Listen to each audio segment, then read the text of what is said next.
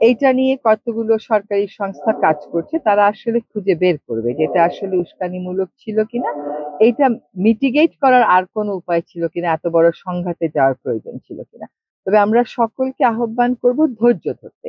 এখন যখন দেশ গড়ার সময়, তখন যদি আমরা দেশ না গড়ে এরকম সহিংসতার সংঘর্ষে জড়িয়ে পড়ি, সেটা কারোর জন্যই শুভ হবে না। বিশেষ করে আমরা কিন্তু আমাদের শিক্ষার্থী সমাজের উপর একটা অনেক বড় ভরসা রাখি। দেশের যে ফ্যাসিজম চলে গেল, গণতন্ত্রের পথে যাত্রার একটা সুযোগ তৈরি হলো, এই জন্য শিক্ষার্থীদেরকে আমরা সবসময় অভিবাদন জানাই। তারা যেন এই জিনিসটাই সবসময় তাদের মনোজগতে রাখেন যে গণতন্ত্রে যাওয়ার পথটা এমনিতেই আমাদের জন্য খুব কঠিন।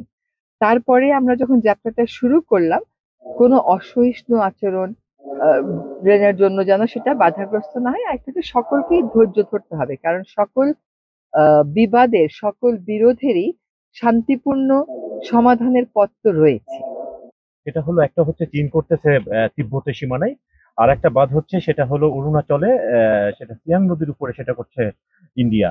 দুটো বাঁধ হলে পারে ব্রহ্মপুত্র যে নদ, সে নদ যে পানির যে প্রবাহ সেটা আমাদের দেশের জন্য ক্ষতিকর হবে, সেটা পাওয়া যাবে না। বন্যার সময় অতিরিক্ত বন্যা, আর খরা মৌসুমে তো খরা হবেই। তো এইসব ক্ষেত্রে বাংলাদেশ মানে কি ভূমিকা নিতে যাচ্ছে আমাদের একটু যদি জানাতে। প্রথম কথা হচ্ছে যে চীনের যে পরিকল্পনা, এটা আমরা পত্র-পত্রিকা মারফত জানতে পেরেছি এবং এটা হচ্ছে বিশ্বের সর্ববৃহৎ জলবিদ্যুৎ প্রকল্প। সে ব্যাপারে আমরা আনুষ্ঠানিকভাবেই চীনকে জানিয়েছি যে তার প্রকল্প সম্পর্কে আমরা তথ্য চাই। সে প্রেক্ষিতে চীন যেটা আমাদেরকে বলেছে যে লোয়ার রাইপেরিয়ান দেশগুলোর ক্ষতি হবে না তাদের এই প্রকল্পের কারণে। তারপরেও আমাদের পানি সম্পদ মন্ত্রণালয় থেকে আনুষ্ঠানিকভাবে আমরা পররাষ্ট্র মন্ত্রণালয়কে বলেছি, পররাষ্ট্র মন্ত্রণালয় যেন তাদের কাছ থেকে আনুষ্ঠানিকভাবে তথ্য উপাত্তগুলো চায়।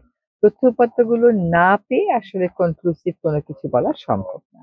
আর ভারতের যেখানে বাঁধের কথা বলছেন, ওখানে কিন্তু এখন অভ্যন্তরীণ প্রচুর বিরোধিতা রয়েছে। দুটো ক্ষেত্রেই আমরা কনসার্নড এই জন্য যে আমরা তো লোয়ার রাইপেরিয়ান দেশ। আমাদের যদি পানির প্রবাহ একদিকে তিস্তায় কমে গেছে, অন্যদিকে পদ্মায় কমে গেছে, এখন যদি ব্রহ্মপুত্রেও কমে যায়, আমরা নদীমাতৃক বাংলাদেশের যে ক্যারেক্টারিস্টিক্স, ওটা নিয়েই একটা বড় ধরনের কম্প্রোমাইজে পড়বো। কাজে উভয় দেশের কাছ থেকে আমরা তথ্য, একটা চাওয়ার প্রক্রিয়া শুরু হয়ে গেছে, আরেকটা তথ্য চাইবো এবং আমাদের স্বার্থকে অক্ষুণ্ণ রেখে যেন তারা কাজ করেন সেটা নিশ্চিত করার চেষ্টা করব। এখানে যেটা একটা নতুন মোড়, সেটা হচ্ছে যে সবসময় বাংলাদেশ বলে ভারতকে যে আমার স্বার্থ অক্ষুণ্ণ রাখতে হবে। এবার ভারত কিন্তু চীনকে সে কথা বলতে বাধ্য হচ্ছে, কারণ ভারত ব্রহ্মপুত্রের ক্ষেত্রে লোয়ার রাইপেরিয়ান। পাশাপাশি আরেকটা। আমরা যখন নদীর কথা বলি, নদী গবেষণা ইনস্টিটিউটের কথা কেউ বলি না।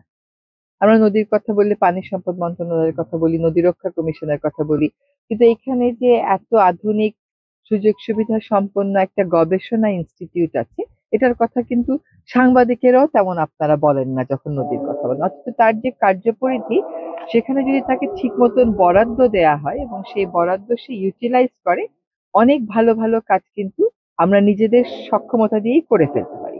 আজকে কয়েকটা নির্দেশনা, একটা হচ্ছে যেমন ধরেন একটা গবেষণা প্রতিষ্ঠান, তার গবেষণার জন্য টাকা হচ্ছে 84 লাখ। তো সে কি গবেষণা করবে? নদীর সংখ্যা যদি আমার হয় 1176, বা ধরেন যাচাই বাছাই করে 1100-র মধ্যেই হয়তো বা আসলো, তো 84 লাখ তো পার নদীতেই 1 লাখ করে পড়ে, তো সে গবেষণাটা করবে কোথা থেকে? আর গবেষণার মতন গুরুত্বপূর্ণ একটা কাজকে এত অবমূল্যায়ন করার কোনো সুযোগ নেই। কাজে আমরা চেষ্টা করব আগামী বাজেটে গবেষণার জন্য যেন পর্যাপ্ত না হলেও অন্তত বড় বড় ক্ষেত্রে সে গবেষণা করতে পারে এমন কিছু টাকা নিয়ে আসতে। এই সংস্থার ভিজিবিলিটি, তার দৃশ্যমানতাটা বাড়াতে হবে। যেটা বললাম যে আপনারা তো কেউ এই সংস্থার কথা বলেন না, নদী দূষিত হলে বলেন না নদী গবেষণা ইনস্টিটিউট কি করছে, বলেন নদী গবেষণা, নদী রক্ষা কমিশন কি করছে।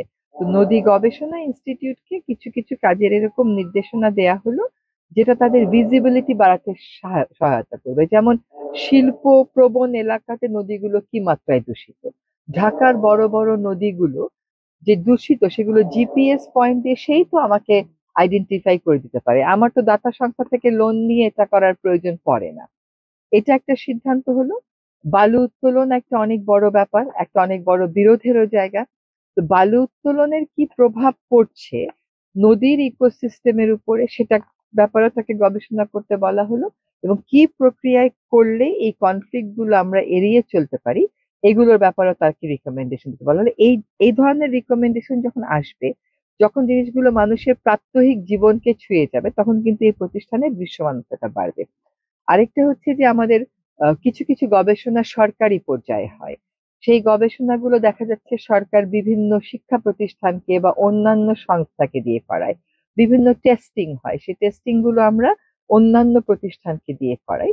তো আমরা আজকে একটা সিদ্ধান্ত নিলাম যে যেখানে নদী গবেষণা ইনস্টিটিউটের সক্ষমতা আছে, সেখানে নদী গবেষণা ইনস্টিটিউটকে দিয়েই করাতে হবে, এবং সেটা সরকারি যেই সংস্থায় যাকে চুক্তি দেখ না কেন সেই চুক্তিপত্রে এই কথাটা লেখা থাকে। আরেকটা বিষয়, আপনি প্রশ্নটা করে ফেলেছেন, আমি উত্তর দিচ্ছি। একটা হচ্ছে যে